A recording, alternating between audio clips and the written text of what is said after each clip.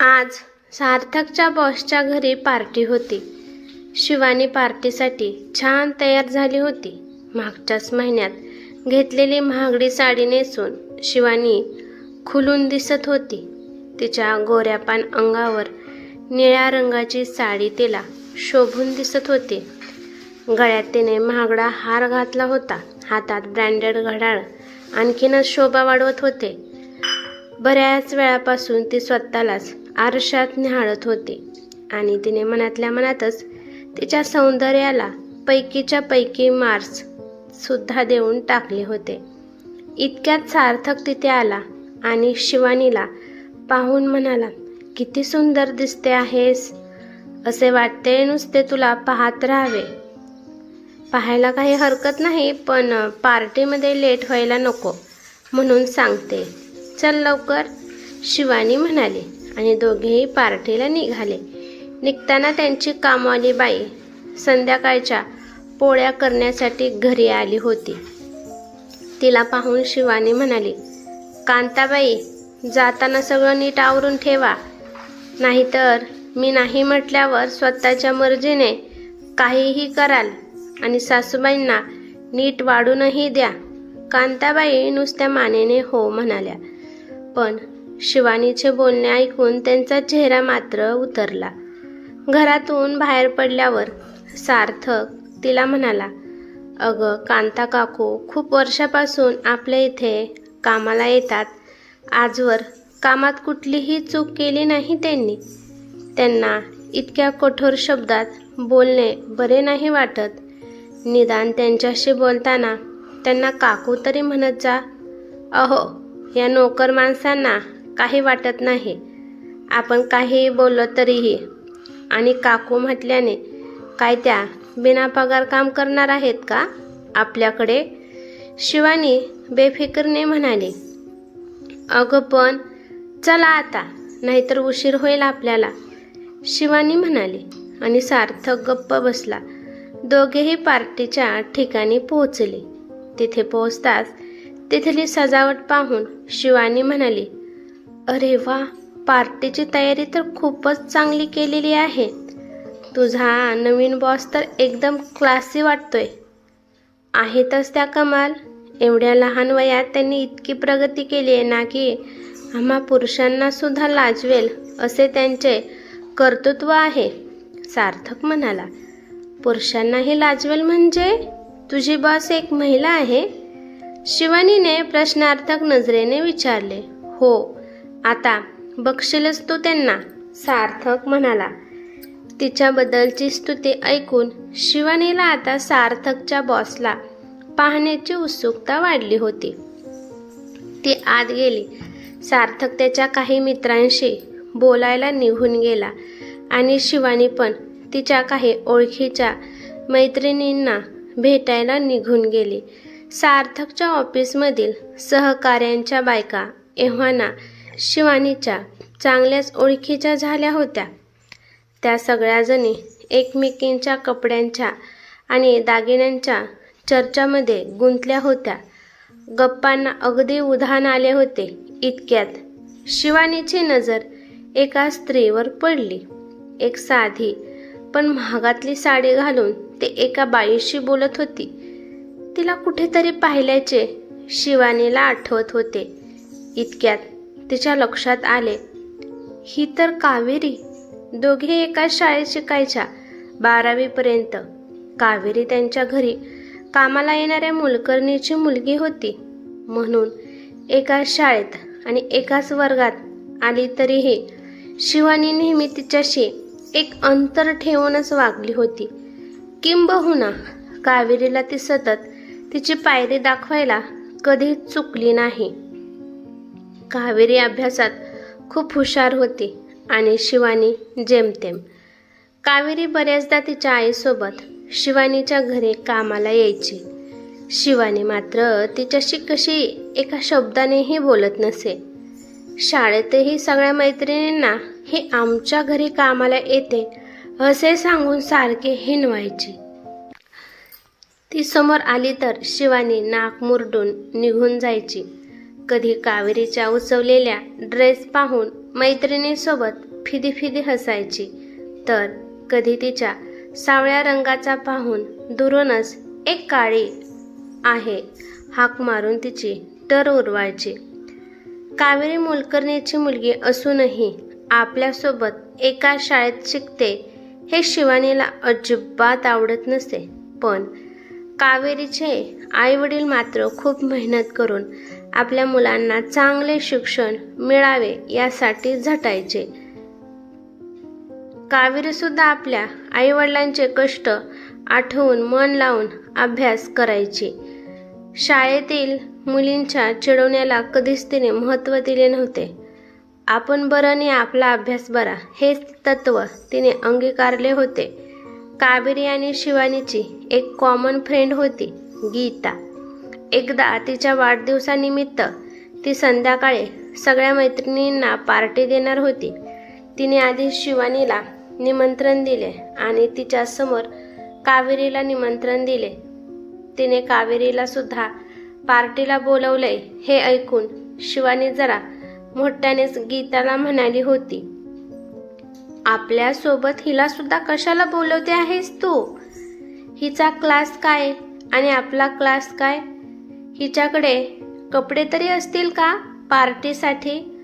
तुला जर हिला सोबत घ्यायचं असेल तर मी येणार नाही.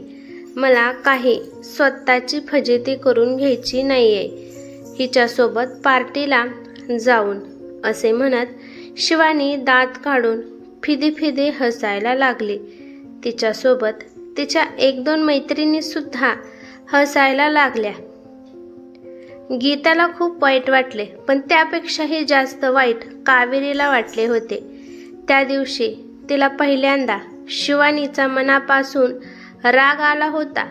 त्यानंतर ती कधीच तिच्या आईसोबत शिवानीच्या घरी गेलेली नव्हती. त्यानंतर 12वी झाली आणि सगळ्या मैत्रिणी आपापल्या मार्गाने गेल्या. त्यानंतर कित्येक दिवसांनी आज शिवानीला कावेरी दिसली होती. शिवानी बायकांच्या गराड्यातून कावेरीकडे गेली. कावेरीने तिला पाहता क्षणीच ओळखले आणि तिच्याशी हात मिळवायला हात पुढे केला आणि हसत म्हणाली, तू शिवानी आहेस ना? शिवानीने मात्र तिला हस्तांदोलन करण्याचे टाळले आणि म्हणाले, हो, बरोबर ओळखलेस. तसेही मला कशी विसरणार तू? कितीतरी वेळा माझ्या घरी काम करायला यायची ना तू? शिवानी तुच्छपणे म्हणाली, हो ते तर आहेच, पण आपण एकाच वर्गात शिकायला देखील होतो. कावेरी शांततेने म्हणाली, असेल, पण तू इथे काय करत आहेस? इतक्या मोठ्या पार्टीत तुला कोण बोलवणार म्हणा? आली असशील विनामंत्रण किंवा इथे पण काहीतरी काम करत असशील, नाही का? शिवानी म्हणाली. आता मात्र कावेरीला कळून चुकले की शिवानी अजूनही आधी होती तशीच आहे. ती शिवानीला म्हणाली, माझं सोड, तू कशी काय आलीस इथे? तू ओळखतेस का यांना? हो मग, माझ्या नवऱ्याच्या बॉसची पार्टी आहे ही, शिवानी म्हणाले. कावेरी यावर फक्त गालातल्या गालात हसली. इतक्यात पार्टीचे अनाउन्समेंट सुरू झाले. अनाउन्समेंट करणारा म्हणाला, मला सांगताना अतिशय आनंद होत आहे की आज आपण आपल्या नवीन बॉसच्या वेलकमसाठी ही पार्टी आयोजित केली आहे. त्यांनी आजवर अनेक पुरस्कार मिळवले आहेत. त्यांनी कामाचा परफॉर्मन्स नेहमीच 100% दिलाय आणि आम्ही त्यांच्या मार्गदर्शनाखाली काम करायला अत्यंत उत्सुक आहोत. आता तुमचा जास्त वेळ न दडवता मी त्यांना इथे बोलावतो. आणि त्याने कावेरीकडे पाहिले आणि म्हणाला, कावेरी मॅम, प्लीज कम. आणि कावेरी अत्यंत आत्मविश्वासाने स्टेजवर चालत गेली. शिवानी तिच्याकडे नुसती आश्चर्याने पाहतच होती. नेमकं काय होतंय हे तिला कळतच नव्हते. इतक्यात कावेरी म्हणाली, थँक्यू सो मच गाईज, पण माझ्या यशात माझ्या इतकाच वाटा माझ्या टीम मेंबरचा सुद्धा आहे. त्यांच्या सहकार्यानेच मी अनेक माइलस्टोन पार करू शकले आणि त्याच टीमवर्कची जादू आताही पाहायला मिळेल, हीच मला आपणा सर्वांकडून आशा आहे. आणि तुमच्या इतकीच मी देखील तुम्हा सर्वांसोबत काम करायला उत्सुक आहे, कावेरी म्हणाली. आणि टाळ्यांचा कडकडाट झाला. कावेरी सार्थकची नवीन बॉस आहे हे कळताच शिवानीचे तोंडच उतरले. ती कावेरीला नुकतीच नको ते बोलून बसली होती. कावेरीने तर आधीच्या सगळ्या गोष्टी विसरून नव्याने तिच्या पुढे मैत्रीचा हात पुढे केला होता, पण शिवानीने मात्र तिच्या गर्विष्ठ स्वभावामुळे एका चांगल्या मैत्रिणीला गमावले होते. इतक्यात सार्थक तिच्या जवळ आला आणि म्हणाला, शिवानी, तुला आमच्या बॉसला भेटायचं आहे ना, चल. आणि शिवानीने काही बोलायच्या आत तिला कावेरीकडे घेऊन गेला आणि कावेरीला म्हणाला, हॅलो मॅम, मी सार्थक शहाणे आणि ही माझी मिसेस शिवानी शहाणे. कावेरीने शिवानीकडे पाहिले. शिवानीने नजर चोरतच तिच्याशी हात मिळवायचा म्हणून हात पुढे केला. कावेरीने मात्र तिच्याशी हात मिळवणे सोडून हात जोडून तिला नमस्कार केला आणि म्हणाले, श्रीमती शहाणे, तुम्हाला भेटून आनंद झाला.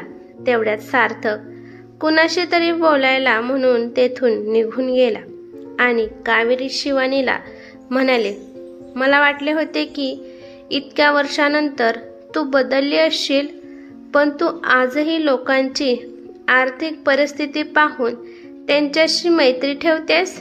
मी आधी इतकी कठोर कुणाला बोललेली नाही आणि यापुढेही मला बोलायची गरज न पडो. पण इतरांना कमी लेखण्याआधी तू हा विचार करायला हवास की इतरांना कमी लेखण्याजोगे तुझे कर्तृत्व तरी काय. तू फक्त एका श्रीमंत वडिलांची मुलगी आणि श्रीमंत नवऱ्याची बायको आहेस, एवढंच. मला वाटतं तू माणसाला माणूस म्हणून वागवलं तर ते तुझ्यासाठी चांगले असेल, कावेरी म्हणाली आणि तेथून निघून गेली. शिवानी मात्र तिथेच मान खाली घालून उभी होती, आपल्या कृत्याचा पश्चाताप करत. आज तिला तिच्या स्वभावातील उणीव कळून चुकली होती. ही कथा कशी वाटली ते मला कमेंट करून नक्की सांगा. कथा आवडली तर लाईक शेअर नक्की करा आणि चॅनलवरती नवीन असाल तर चॅनलला सबस्क्राईब करा. धन्यवाद.